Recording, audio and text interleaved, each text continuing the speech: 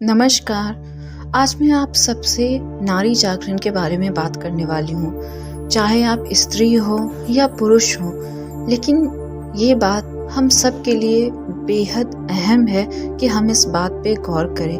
हम सब बहुत से लोग हैं और समाज भी नारी जागरण के बारे में बातें कर रहे हैं। बहुत से लोग कदम भी उठाते हैं और कर भी रहे हैं नारी जागरण के लिए।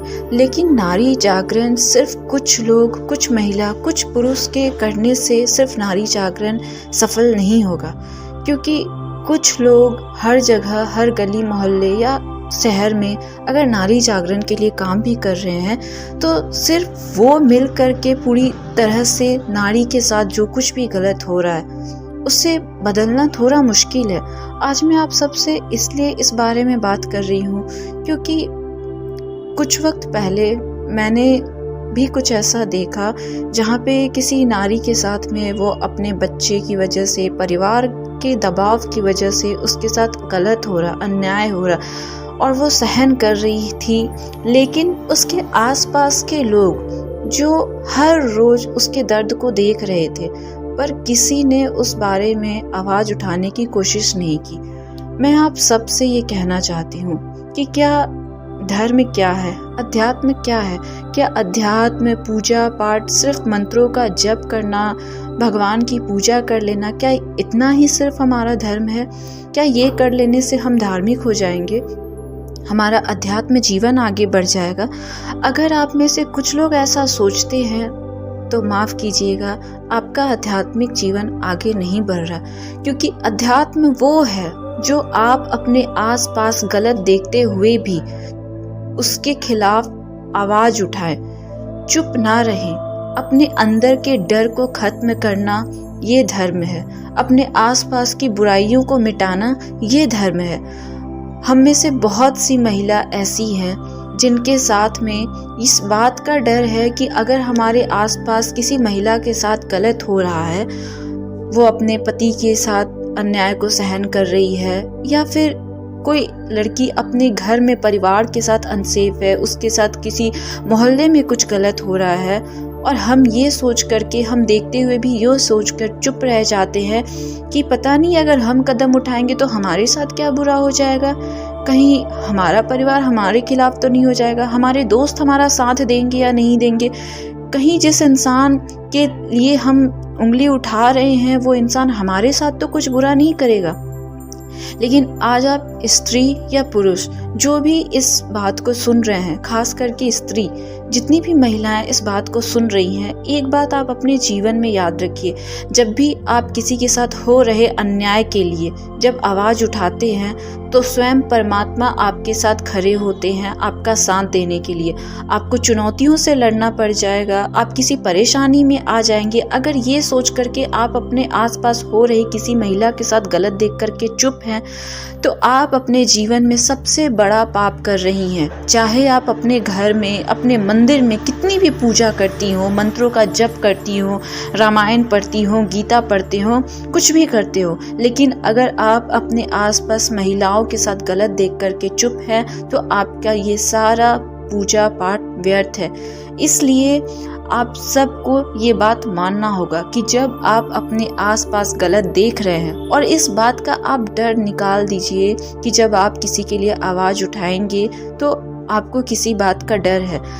नारी के लिए परिवर्तन किसी 1, 2 या 10 लोगों की आवाज उठाने से परिवर्तन नहीं होगा।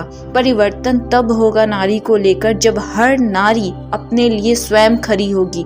जब हम अपने आसपास किसी भी एक महिला के साथ गलत देख रहे हैं कि वो अपने घर के अंदर अत्याचार को सहन कर रही है और उसके बावजूद भी हम उसे देख के अनदेखा कर रहे हैं, तो हमें उसके खिलाफ आवाज उठानी होगी।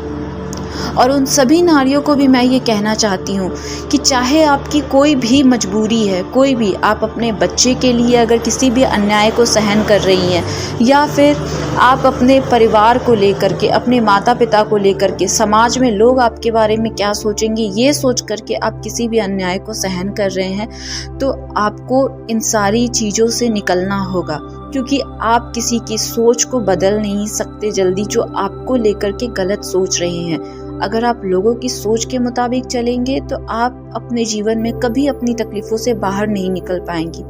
ना ही आप उन लोगों को कभी खुशियाँ दे सकती हैं जो स्वयं अपनी सोच को हर वक्त बदलते रहते हैं। उन्हें खुद नहीं पता कि आपका सम्मान क्या है, आपकी खुशी क्या है। और आप जैसी महिलाएं जो भी अपने जीवन में अत्याचार को सहन कर रही हैं, चाहे गली मोहल्ले में आपको कोई छेड़ता ही क्यों ना हो, ऑफिस जाते वक्त कोई आप पे गंदे कमेंट्स क्यों ना करता हो, या परिवार में आपकी इज्जत नहीं हो रही हो, इन सब के खिलाफ आपको डर कर नहीं बल्कि डट कर सामना करना है। हो सकता है ना, जब इस तरीके से आप एक एक बहनें, एक एक महिला जब आवाज़ उठाए, और जितने भाई भी हैं वो भी अगर किसी महिला के साथ गलत होता हुआ देख रहे हैं तो आवाज़ उठाए, तब जा करके नारी जो है अपने हर जगह किसी भी जगह पे सेफ होगी, नारी का परिवर्तन होगा। वरना हर बार बहुत बार नारी के अधिकार के लिए हम योजना बनाते हैं, नारेबाजी करते हैं, पर क्या होता है, क्या नारी को लेके परिवर्तन हो रहा है? नहीं हो रहा है, क्योंकि कुछ लोग इसके लिए काम कर रहे हैं, लेकिन सबसे बड़ा अहम भूमिका वो स्वयं स्त्री है जिसके साथ गलत हो रहा है। जब तक आप अपने लिए आवाज़ नहीं उठाएंगी तब तक ऐसे असुरीय शक्ति जो आपको बेबस कर रही हैं उनकी शक्ति और बढ़ती जाएंगी। और क्या आप चाहेंगी कि जो अन्याय आपके साथ हो रहा है वो किसी और बहन के साथ में हो, किसी और बहन को, किसी की बेटी को गलत का सामना करना पड़े, उनके साथ कुछ बुरा हो? जब तक हम में से कोई भी ऐसी बहन या महिला जिनके साथ कुछ भी गलत हो रहा हो, चाहे उनके पति ने पहली बार ही थप्पड़ क्यों ना उठाया हो और बाद में ये कहते हो कि हम तो आपको बहुत सम्मान करते हैं, मानते हैं, बस गुस्से में निकल गया। पड़ोस का कोई लड़का आपको राह चलते कुछ भी गंदे कमेंट्स कर रहा है और आप डर के आवाज़ नहीं उठा रहे कि पता नहीं वो मेरे साथ क्या करेगा। ऐसे लोगों की आप शक्ति को बढ़ावा दे रहे हैं, और ऐसे लोग शायद आप तो बच जाएं पर कोई और बहन बेटी इनका शिकार हो। इसलिए आप सबको खड़ा होना पड़ेगा नारी के अधिकार के लिए, नारी के परिवर्तन के लिए। नारी का अधिकार सिर्फ ये नहीं है कि उनको उनके घर की संपत्ति में हक मिले, उनको ट्रेन में या बस में रिजर्व सीट मिले। असल में नारी का अधिकार यही है कि आप जहाँ भी हैं वहाँ अपना सम्मान पाएं। और इस सम्मान को पाने के लिए, नारी के लिए बदलने के लिए, मैं फिर से कहूँगी कि आप अगर किसी के इंतज़ार में हैं कि कोई राम आएंगे आपके लिए लड़ाई लड़ने के लिए, या फिर कोई काली का रूप धारण करके आएगी जो आपके लिए सवाल का जवाब दे सके, तो आपको अपने लिए स्वयं काली का रूप धारण करना होगा। आप स्वयं वो काली हैं, वो चंडी हैं जो अन्याय के खिलाफ लड़ सकती हैं, बच्चे को प्यार देने के लिए ममता का रूप है। और आप आज की सीता हैं, आपको किसी राम के आने का इंतज़ार नहीं करना है। आप आज की सीता हैं, और आज की सीता अग्नि परीक्षा देने के लिए नहीं आई है, क्योंकि सीता की अग्नि परीक्षा एक बार हुई थी, लेकिन आज के युग में नारी की अग्नि परीक्षा बार बार ली जाती है। और ऐसा इसलिए बार बार होता है क्योंकि हम उनके आगे बार बार झुकते हैं, हम ऐसे लोगों को बढ़ावा देते हैं। इसलिए आप सबसे विनती है, चाहे आप महिला हैं या पुरुष हैं, अपने आसपास अगर किसी भी महिला के साथ गलत होता हुआ देख रहे हैं तो उसके खिलाफ आवाज़ उठाएं। आपकी एक आवाज़ उठाने से ऐसी बहुत सारी बहनें होंगी जिनके अंदर ये हिम्मत आएगी कि वो बाकियों के बारे में भी कुछ गलत देख रही हूँ और आकर के सामने बोल सके। जब हम सब एक होकर के सामने आकर के कहेंगे तो ये जो गलत इतनी सारी बहनों के साथ हो रहा है वो नहीं होगा, और तब असल मायनों में नारी को उसका अधिकार, उसका सम्मान और नारी को लेकर के परिवर्तन होगा। आप सबको इस बात का ध्यान रखना चाहिए कि हम स्वयं ही वो हैं कि कुम्हार जैसे मिट्टी को आकार देता है, जैसे उसे बनाना हो, आप स्वयं भी वही हैं। आप खुद को जैसा चाहें वैसा बना सकते हैं। आपके अंदर परमात्मा ने सारी शक्ति दे करके भेजी हुई है, आप कमज़ोर नहीं हैं।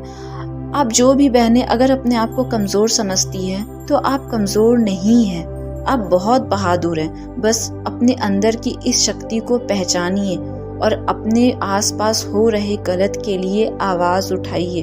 आपकी एक आवाज़ उठाने से बहुत सारी बहनों के अंदर ये हिम्मत आएंगी जो खुद भी अपने साथ हो रहे गलत के लिए आवाज़ उठाएंगी। इसलिए अपने आप पर और अपने आसपास ज़रूर ध्यान दे ताकि हर नारी को उसका सम्मान मिल सके और हर नारी कहीं भी खुद को सुरक्षित महसूस कर सके।